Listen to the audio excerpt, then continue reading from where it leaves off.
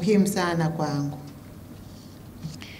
kupata fursa ya kuja kuzindua baraza la wataalamu muhimu kwenye sekta ya afya. Kwangu mimi, mnyororo wa tiba ili ukamilike vizuri, kushoto kuna mfamasia, kulia kuna mtu wa maabara, katikati kuna daktari. Huu mnyororo wa watu hawa watatu ukikaa vizuri, matokeo yake yanakuwa ni chanya.